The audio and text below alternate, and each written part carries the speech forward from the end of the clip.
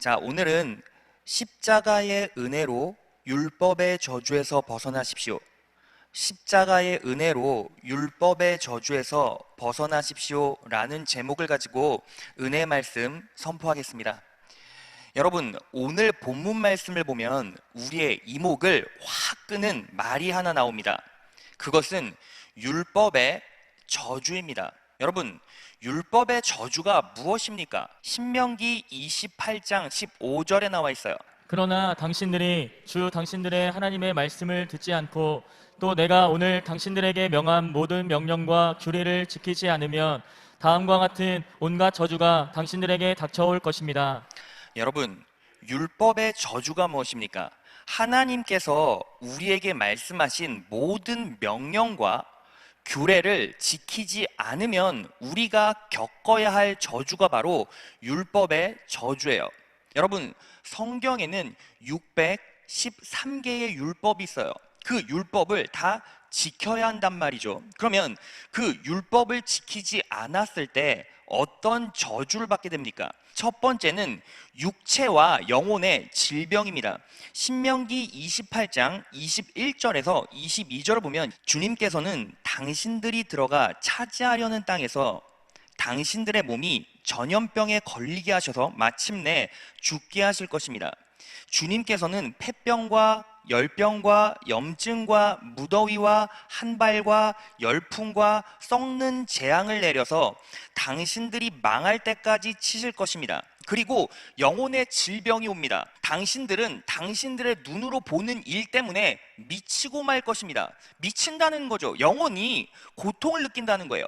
67절, 당신들이 두려움과 공포에 사로잡혀서 당신들의 눈으로 보는 것마다 무서워서 아침에는 저녁이 되었으면 좋겠다고 하고 저녁에는 아침이 되었으면 좋겠다고 할 것입니다. 그리고 또 어떤 율법의 저주가 있습니까? 자손과 기업이 패망해요. 신명기 28장 18절을 보면 이렇게 나와 있죠.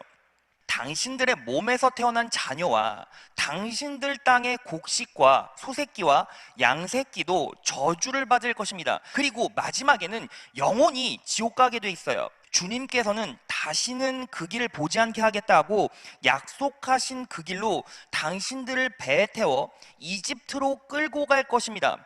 가나안은 천국을 예표하고 이집트, 애굽은 지옥을 예표하죠. 지옥으로 끌려간다는 거예요. 여러분, 그래서 우리는 무엇을 알아야 됩니까? 율법의 저주에 빠지면 어떤 일이 벌어지죠? 내 육체와 영혼에 질병이 오고 내 자손과 기업이 패망에 이르고 그리고 우리는 지옥 가요. 이게 율법의 저주란 말이죠. 그러면 하나님께서는 왜 율법을 만드셨을까요? 율법을 만들지 않았다면 율법의 저주도 없으셨을 텐데요. 그렇게 우리가 의문점을 가질 수 있지 않습니까? 그런데 이 율법을 성경 전체를 살펴보면 하나님의 사랑이 녹아있음을 알 수 있는 도구가 바로 율법이에요. 여러분, 제가요 이 부분에 대해서 좀 설명을 해드릴게요. 태초에 하나님이 천지를 창조하셨을 때 아담과 하와를 창조하셨죠. 그런데 하나님께서 하나 동산 중앙에 있는 선악과를 먹는 날엔 정령 죽으리라고 말씀하셨어요. 그럼에도 불구하고 아담과 하와가 선악과를 따서 먹었죠. 그 대가로 아담과 하와는 죽게 됩니다. 이 부분을 바울은 이렇게 말합니다. 로마서 6장 23절을 보면 죄의 삭슬 사망이요 여러분, 아담과 하와는 죄의 대가로 죽음에 이르렀어요. 그리고 아담과 하와의 후손인 우리도 죽게 되었죠. 그런데 제가 여러분들에게 하나 질문해 볼게요. 여러분, 여러분들은 어떻게 죽습니까? 영육 간의 질병이나 외부의 사건과 사고 때문에 죽습니다. 이 죽음의 원인들을 우리는 저주라고 믿어요. 여러분, 그래서 갑작스럽게 여러분 육체 가운데 암이 발견이 됐어요. 그러면 우리는 이걸 뭐라고 느껴요? 저주라고 느끼죠. 우리의 가족들이 갑자기 교통사고가 났어요. 그러면 이걸 어떻게 느낍니까? 저주라고 느껴요. 인간은 하나하나 죽을 때마다 이것을 고통이자 저주로 느낀단 말이죠. 그런데 이 부분을 하나님께서 너무 불쌍하게 극률하게 여기셔서 인간들이 죽지 않도록 마련해 놓으신 질서 체계가 뭐예요? 율법이죠. 예를 들면 도로변에 있는 신호등과 같은 것이죠. 신호등이 왜 있습니까? 신호등 무시하고 그냥 건너면 어떻게 됩니까? 죽는다 이거잖아요. 그런데 뭐가 문제가 됩니까? 율법은 있는데 우리가 무엇을 못 지켜요? 신호를 못 지키는 거예요. 우리의 욕망 때문에 신호를 지키지 못하는 겁니다.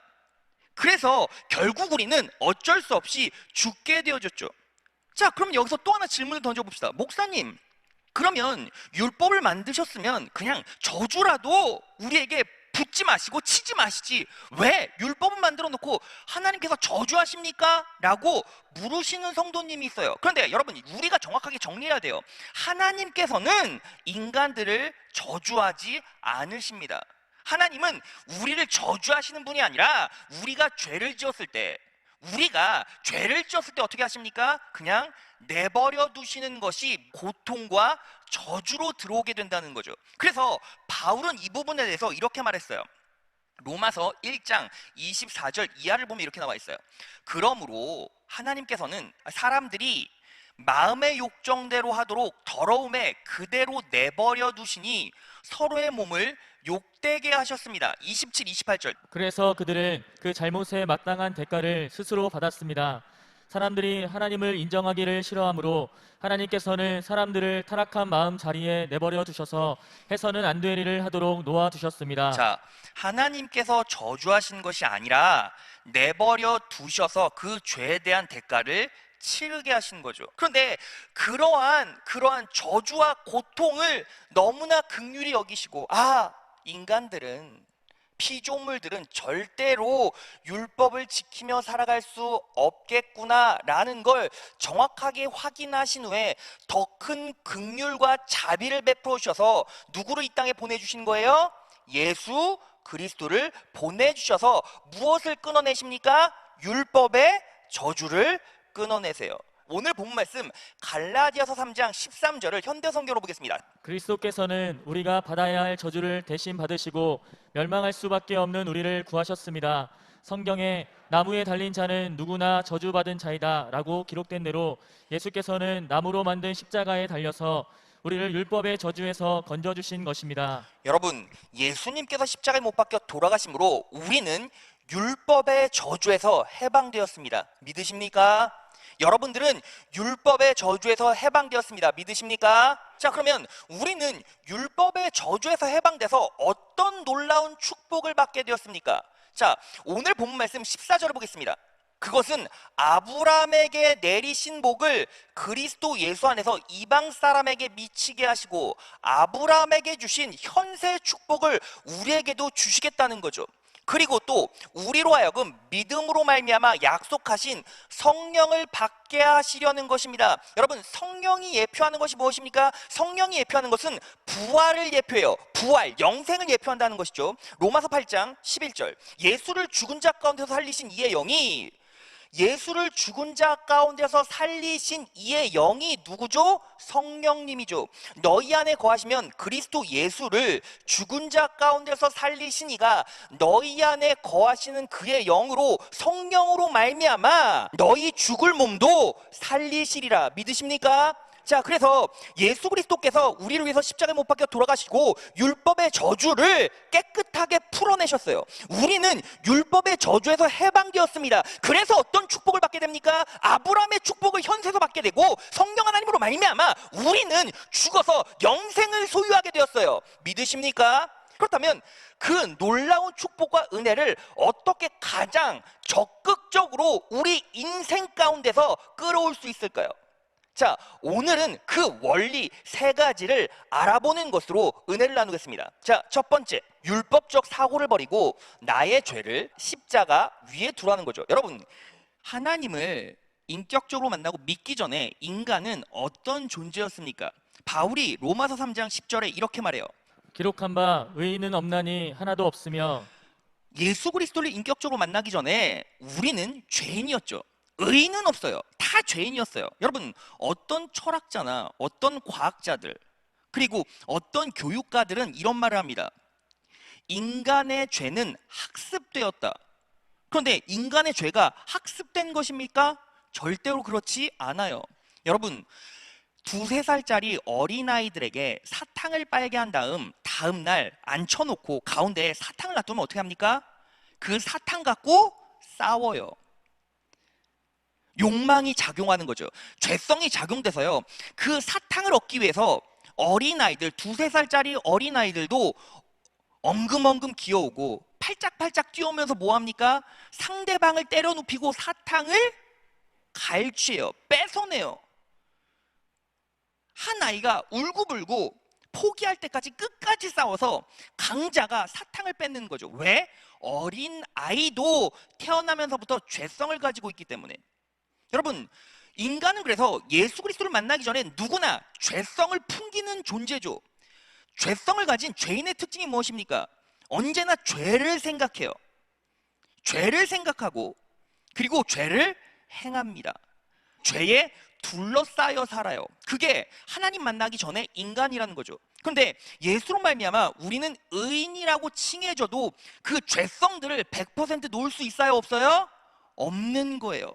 그러다 보니 우리는 어떻게 변하냐면, 자, 하나님을 인격적으로 만났어요. 그런데 이 십자가의 은혜, 진리를 정확하게 인식하지 못하면 율법적 사고에 빠집니다. 어떻게 반응하고 어떻게 삶에서 발현하냐면 이런 거죠. 내가 예수 만났어. 그러니까 이제 절대로 죄 짓지 말아야지. 이 사고 체계가 훅 들어와 있어요. 그리고 성령 하나님의 능력으로 죄를 인식하고 깨닫게 돼요. 인간은 연약하기에 죄를 또 짓죠. 그럴 때마다 어떤 두려움이 몰려옵니까? 나는 죄의 대가로 하나님께 혼날 수도 있어. 나는 죄의 대가로 저주받을 수 있어. 여러분, 여러분이나 저나 살면서 거룩하게 살려고 어쨌든 사력을 다해 열심히 기도하며 살지만 우리는 완벽한 존재가 아니죠. 우리는 의인이 아니라 의인이라고 칭해진 존재죠. 하나님께서 우리를 의롭게 봐주고 계시지만 우리는 100% 의롭게 살아갈 수가 없어요. 그래서 죄를 지을 때마다 우리는 어때요? 또 죄를 지었네. 또 잘못했네. 그러면서 마음속에 어떤 생각이 듭니까? 죄를 지을 때마다 죄책감이 들고 죄의 대가를 치르겠다. 내가 죄를 지었으니 죄의 대가를 치르겠다. 여러분, 죄는요 자동적으로 우리를 못 살게 굴 때가 있죠. 가장 큰 예가 무엇입니까? 중독이에요. 중독. 술을 마신다거나 담배를 핀다거나 이성을 탐한다거나 이성을 탐하는 생각들을 한다거나, 그래서 그런 것들을 영상이나 이런 것들로 소유한다거나 막 이런 일들이 참 많이 있지 않습니까? 그렇게 죄를 져요. 그런데 죄를 짓고 싶지 않아도 본능적으로 죄 질 때가 너무나 많잖아요. 그때마다 성령 하나님께서 안에서 역사하시면 죄를 깨달아요. 근데 우리가 율법적 사고에 갇혀 있으면 죄에 대한 대가를 치러, 죄에 대한 대가를 치러, 그러다가 죄책감이 쌓여지고 죄책감이 커지면 결국 둘 중에 하나입니다. 죄책감에 두려움에 떨면서 살던가, 아니면 하나님은 없다 하고 하나님을 부정하고 떠나던가. 여러분, 예수 믿는 자들도 죄성이 계속 창궐하기 때문에 어때요? 죄를 짓고 나면 그러한 율법의 찌꺼기들이 계속 역사한단 말이죠. 하지만 정확하게 우리가 정리해야 될 게 있어요. 무엇입니까? 우리는 예수 그리스도의 십자가의 구속의 은혜로 말미암아 지금 누구 안에 있어요? 누구 안에 있어요? 그리스도 안에 있습니다. 누구 안에 있다고요? 그리스도 안에 있어요. 그래서 에베소서 1장 7절 보겠습니다. 우리는 하나님의 풍성하신 은혜를 따라 누구 안에 있어요? 그리스도 안에서 그분의 피로 죄사함을 받고 구원을 얻었습니다. 믿으십니까? 자, 그러면 이렇게 질문하는 분도 있어요. 목사님, 우리는 죄사함을 다 받았어요. 우리는요, 예수 그리스도의 십자가의 구속의 은혜로 죄사함을 다 받았으니 죄를 막 져도 되겠네요. 이렇게 말씀하시는 분들이 있어요. 그런데 여러분, 이 십자가의 놀라운 은혜를 우리가 인식하고 깨달으면 깨달을수록 우리는요, 죄에서 멀어질 수밖에 없어요. 여러분, 여러분들이 죄를 지을 때마다 하나님께서는 아십니까? 모르십니까? 아시죠. 아시는데 우리의 연약함을 아시고 뭐 하시는 거예요? 불쌍히 여기셔서 동정해 주시는 거예요. 왜 동정해 주십니까? 예수님도 죄는 짓지 않으셨지만 그런 것들을 다 경험해 보셨기 때문이에요. 히브리서 4장 15절입니다. 우리의 대제사장은 우리의 연약함을 동정하지 못하시는 분이 아닙니다. 동정하십니다. 왜? 그분은 모든 점에서 우리와 마찬가지로 시험을 받으셨지만 죄는 없으십니다. 여기서 시험이 페이라죠. 유혹이란 말이에요. 예수님은 죄를 짓지 않으셨지만 모든 유혹을 다 받아 보셨어요. 그래서 여러분들이 어떤 부분에서 연약해서 넘어지는지 쓰러지는지 다 알고 계시고 그것이 안 좋은 거라는 것을 알지만 어때요? 불쌍히 여겨주시는 거예요. 그러면 여러분, 우리가 우리의 죄를요 부모님께 들켰어요. 그런데 한 부류는 이런 자녀가 있습니다. 부모의 매가 무서워서 부들부들 떨면서 죄를 고백하는 부류. 또 한 부류는 그럼에도 불구하고 나의 연약한 부분을 알아주시고 인정해 주시고 동정해 주셔서 용서해 주신 부류가 있어요.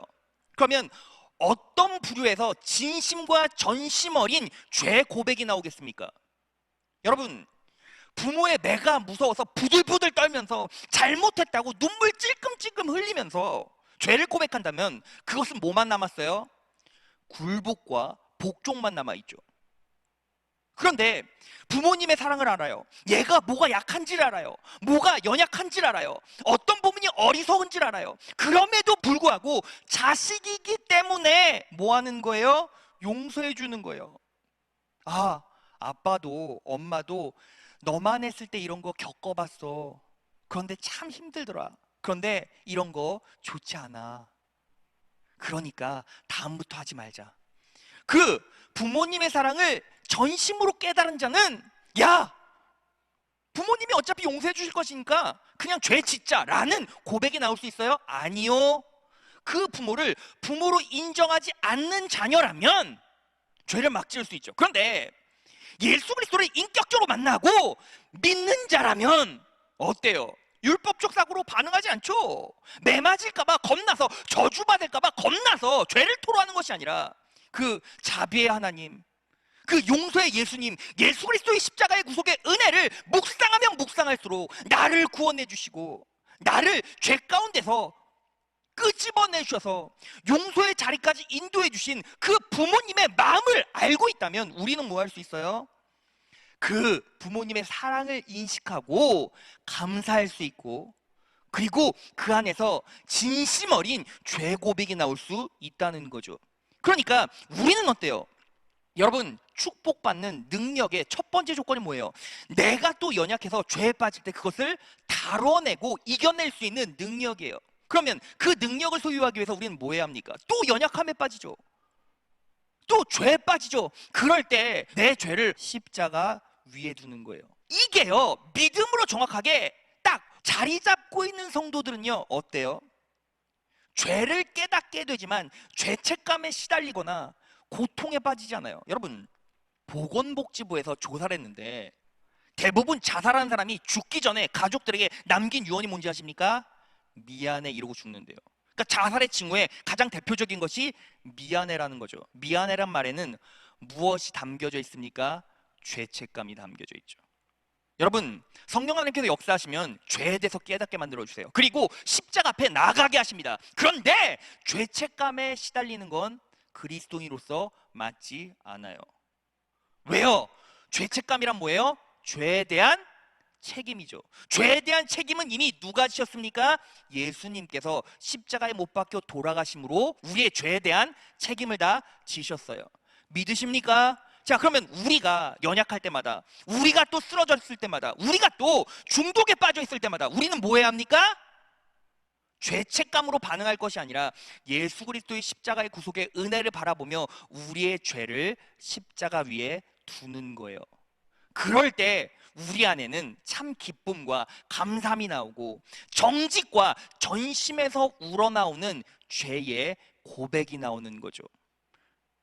이 예수 그리스도의 십자가의 구속의 은혜를 인식하셔서 율법적 사고에서 벗어나 나의 연약함을 십자가 위에 두시는 여러분 되시기를 진심으로 축원합니다. 자, 둘째, 하나님의 철저한 보호하심을 인식하고 평안을 취하라는 거죠. 오늘 본문 말씀 갈라디아서 3장 13절을 다시 보겠습니다. 그리스도께서 우리를 위하여 저주를 받은 바 되사 율법의 저주에서 우리를 뭐 하셨으니? 뭐 하셨으니? 속량하셨으니. 여기서 속량이라는 말은 대신 값을 치르다라는 거죠. 예수님께서 십자가에 못 박혀 돌아가심으로 대신 값을 치르셨어요. 죄의 값을 치르셨죠. 자, 그러면 정확하게 죄의 값을 치르셨다는 게 우리 삶에 어떤 능력이 됩니까? 자, 예수님께서 실제로 십자가에 못 박히셨을 때 하나님 앞에서 어떤 외침을, 어떤 소리를 지르시고 소천하셨습니까? 자, 마태복음 27장 46절 보겠습니다. 제9시 즈음에 예수께서 크게 소리질러 가라사대 엘리 엘리 라마 사박다니 하시니 이는 곧 나의 하나님 나의 하나님 어찌하여 나를 버리셨나이까 하는 뜻이라. 여러분, 예수님께서 십자가 도상에서 하나님께 뭐라고 외마디 비명을 지르셨습니까?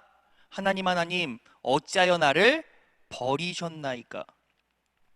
여러분, 왜 하나님께서 예수님을 버리셨죠? 하나님은 거룩하셔서 죄와 겸하여 존재하지 않으세요. 그런데 예수님께서 우리의 죄를 짊어지셨기 때문에 예수님 안에는 뭐가 있어요? 우리의 죄가 짊어져 있죠. 그래서 하나님께서 예수님을 버리셨다는 거예요. 예수님께서 버림받으셨기 때문에 우리가 원래 버림받아야 하는 그 자리에 있어야 하는데 예수님께서 버림받으셨기 때문에 우리는 무엇을 소유하게 됩니까? 하나님의 보호하심을 소유하게 되는 거죠. 그래서 예수님께서 우리에게 뭐라고 말씀하십니까? 히브리서 13장 5절. 이는 그가 말씀하시기를 내가 너희를 떠나지 아니하고 너희를 버리지 아니하리라고 하셨습니다. 마태복음 28장 20절. 볼지어다 내가 세상 끝날까지 너희와 항상 함께 있으리라 하시니라. 여러분, 우리가요 삶을 살아가면서 하나님께 버림받았다라고 생각될 때가 있죠. 왕왕 있어요. 그런데 여러분 정확하게 하셔야 돼요. 예수를 믿으시는 분 아멘. 예수를 믿으시는 분 아멘. 하나님께서 여러분들을 절대로 버리시지 않으세요. 믿으십니까? 우리가 연약해서 쓰러졌을 때도 또 하나님께서 원하시는 거룩한 삶을 살지 못했다 할지라도 하나님께서는 여러분들을 버리시지 않으세요. 왜요? 예수님께서 대신 버림받고 속량하셨기 때문이에요. 믿으십니까? 여러분, 이 정확한 하나님의 놀라운 은혜가 내 안에 믿음으로 있을 때 우리는 무엇을 경험하게 됩니까? 평안함을 경험하게 돼요.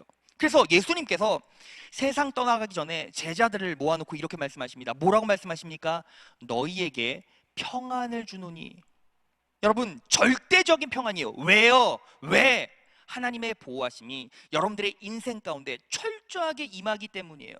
믿으십니까? 자, 여러분, 제가요 2년 반 동안 유학 생활을 했어요.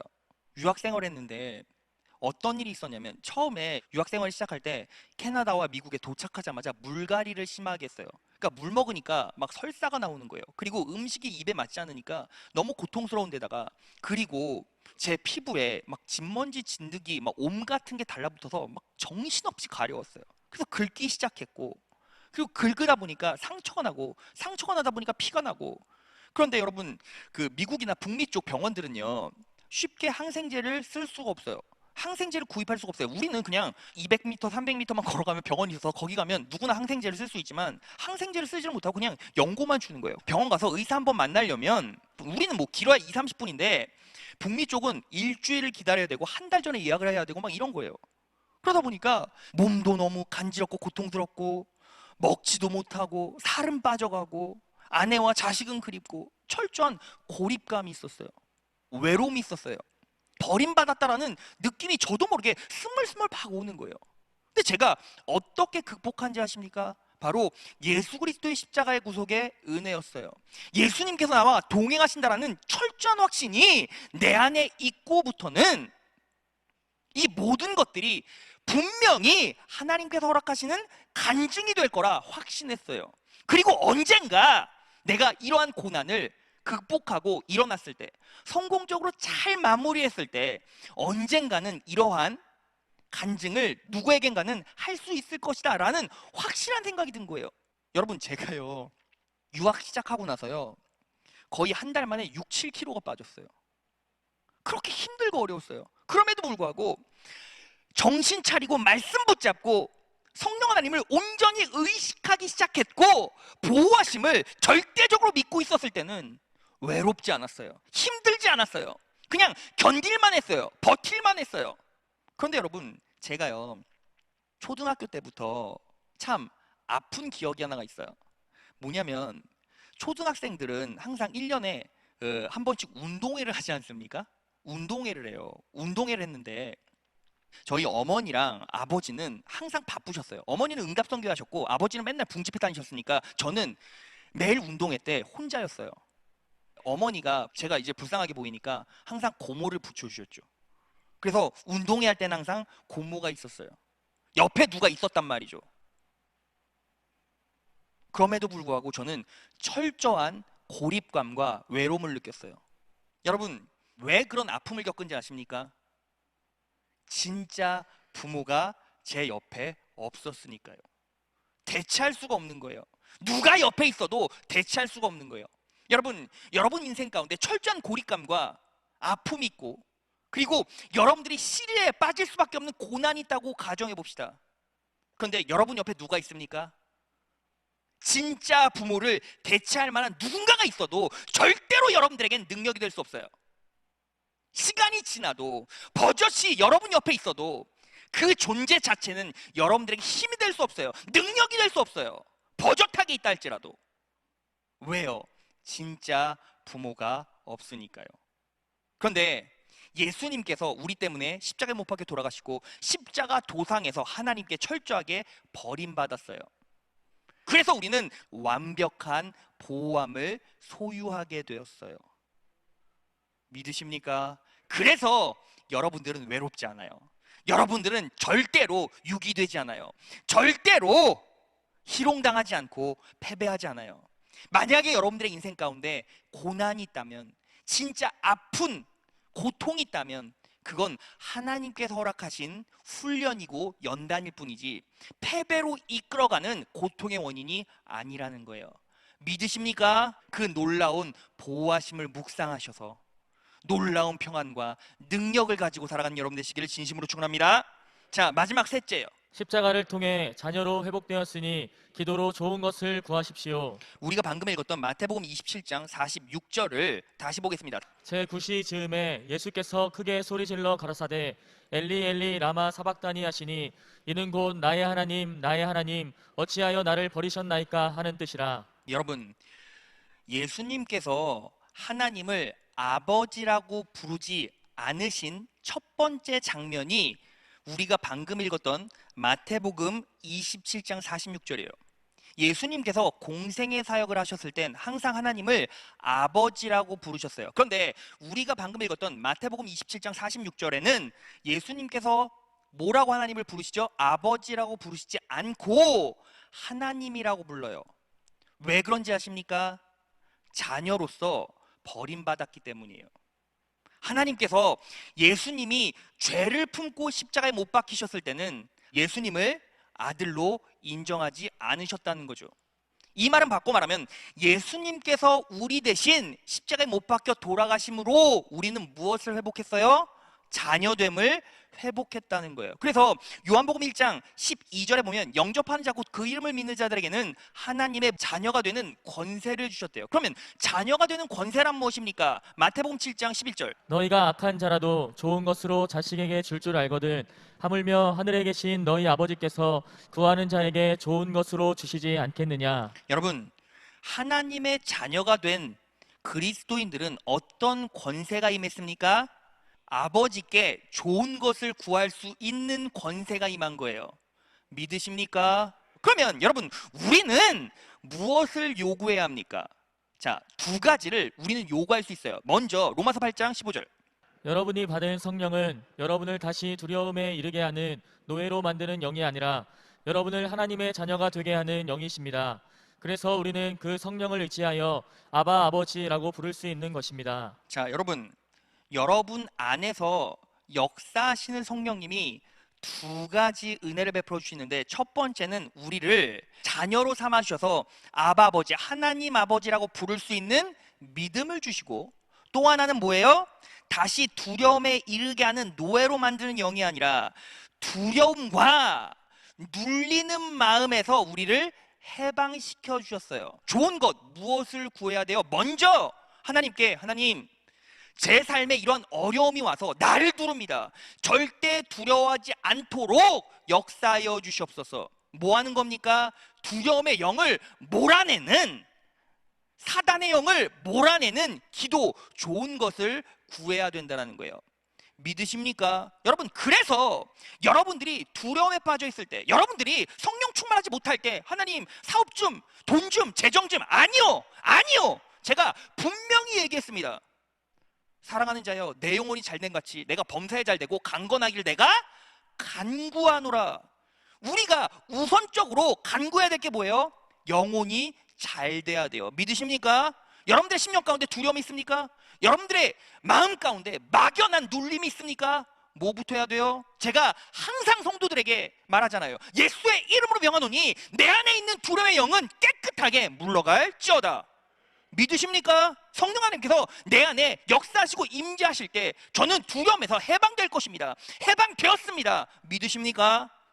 영혼을 먼저 회복시켜야죠. 성령 하나님의 놀라운 은혜로 영혼을 먼저 치유받아서 내 영혼이 잘 돼야 됩니다. 그럴 때 다시 일어나고 다시 살아갈 수 있는 능력이 생겨요. 그리고 두 번째, 고린도서 8장 9절이에요. 우리 주 예수 그리스도의 은혜를 너희가 알거니와 부요하신 자로서 너희를 위하여 가난하게 되심은 그의 가난함을 인하여 너희로 부요케 하려 하심이니라. 여러분, 예수님께서 가난하게 되심은 그의 가난함을 인하여 너희로 뭐하게 하려고 한다고요? 부요케 하려 한다고요. 여기서 부요란 말은 플로테오라고 하는데 넘치게 하다라는 뜻이에요. 여러분, 여기서 우리가 정확하게 정리해야 돼요. 하나님께서 여러분들에게 부자를 만들어 주신다는 게 아니에요. 여러분, 부요함과 부자의 차이는 무엇인지 아십니까? 부자의 기준은 누가 만들어내요? 내가 만들어내죠. 여러분들이 생각하기에 얼마 있으면 부자입니까? 사람마다 다 다르죠. 그러니까 부자의 기준은 누가 만들어요? 인간이 만들어요. 그런데 부요함은 뭐예요? 하나님께서 여러분들의 상황과 환경을 보시고 넘치게 해주신다는 거예요. 그 넘치게 해주신다는 기준이 부자일 수도 있고 그렇지도 않을 수도 있어요. 그럼에도 불구하고 무엇을 정확하게 아셔야 돼요? 하나님께서는 예수 그리스도께서 십자가에 못 박혀 돌아가셨어요. 우리 때문에 가난해지심으로 우리를 부요케 해주신다고 약속하셨어요. 그래서 우리는 무엇을 기도해야 합니까? 하나님의 공급해 주심을 기대하고 기도해야 돼요. 이건 내가 부자를 만들어 주세요, 여러분들의 기준으로 판단하지 마세요. 하지만 중요한 건 뭐예요? 하나님께서는 여러분들의 인생에서 넘치게 역사해 주세요. 믿으십니까? 여러분, 제가요 아주 비싼 차 타고 있지 않고 아주 비싼 거 먹지 않고 아주 비싼 거 걸치지 않아도 저는요 부요함으로 살아요. 하나님께서 넘치게 채워주세요. 하나님께서 먹여주시고 입혀주시고 재워주시고 태워주신다는 확신이 있어요. 저는 부족한 게 없어요. 세상 사람들이 저를 봤을 때 저 사람은 부자가 아니야, 상관없어요. 왜요? 저는 넘치거든요. 저는요 그걸 누리면서 감사하고 형통하고 기쁘게 살아가요. 실제로 이 부요는 제 피부로 제 마음으로 체감하고 있어요. 저는 부자가 될 마음이 없어요. 그런데 부요함은 매 순간 공급받고 싶어요. 하나님께서 그렇게 약속해 주셨고 채워주시고 넘치게 해주세요. 믿으십니까? 자, 말씀 정리하겠습니다. 여러분, 우리는 십자가의 은혜로 율법의 저주에서 벗어났어요. 믿으십니까? 자, 여러분들은 율법의 저주에서 벗어났어요. 믿으십니까? 자, 그러면 우리는 어떤 지침을 가지고 살아야 합니까? 첫째, 율법적 사고를 버리세요. 야, 나 또 연약해서 넘어졌네, 또 쓰러졌네, 야, 내 사업이 이래서 망하나? 내가 이래서 쓰러졌나? 내가 이래서 무너졌나? 이게 아니에요. 율법적 사고를 버리시고 내가 연약해서 무너졌을 땐 뭐부터 해야 됩니까? 나의 연약함을 십자가 위에 두세요. 예수님께서 우리 때문에 십자가에 못 박혀 돌아가시고 우리의 죄를 다 사여 주셨어요. 여러분들이 힘들고 어렵고 쓰러지고 넘어지고 또 그 중독에 빠져서 허덕일 때 우리는 무엇을 바라봐야 합니까? 예수 그리스도의 십자가를 바라보는 거예요. 그리고 두 번째, 하나님께서 예수님을 십자가에서 버리셨어요. 우리는 하나님의 철저한 보호하심을 받고 있어요. 우리의 인생이, 우리의 환경이 고립되어져 있고 유기되어져 있다고 인식이 되고 느껴질 때 우리는 무엇을 기억해야 합니까? 예수님께서 하나님께 고백한 외마디 비명, 어찌하여 나를 버리셨나이까? 하나님께서 예수님을 버리심으로 우리는 보호함을 받아요. 절대 성령님은 여러분들 놓지 않으시고 여러분들을 끝까지 붙잡고 천국으로 이끌어 가세요. 여러분들 삶의 과정마다 역사하셔서 여러분들을 붙잡아 주시고 이끌어 주시고 인도해 주십니다. 믿으십니까? 여러분들은 가나안 백성이고 천국을 소유했고 하나님의 철저한 보호하심 아래서 살게 돼요. 그 확신 있는 믿음을 가지세요. 그리고 마지막, 십자가를 통해 자녀로 회복되었습니다. 기도로 좋은 것을 구하세요. 예수님께서 나의 하나님, 나의 하나님이라고 고백했어요. 아버지라고 고백하지 않은 첫 번째 모습이 십자가의 도상이었죠. 왜? 하나님께서 아들됨을 버리셨으니까. 하나님께서 아들이라 인정하지 않으셨으니까. 그리고 이제 우리는 무엇을 회복했습니까? 자녀됨을 회복했어요. 그래서 우리는 자녀됨을 가지고 자녀의 권세를 누리며 살아갈 수 있죠. 두 가지. 먼저 내 안에 두려움을 몰아내세요. 그리고 부요함을 구하세요. 오늘 이 말씀을 가슴속에 제대로 새겨 넣으셔서 율법의 저주에서 벗어나, 율법의 저주에서 벗어나, 패배에서 벗어나, 패망에서 벗어나 하나님의 놀라운 은혜로 매일매일 형통의 길, 승리의 길로 나아가신 여러분 되시기를 진심으로 축원합니다. 자, 오늘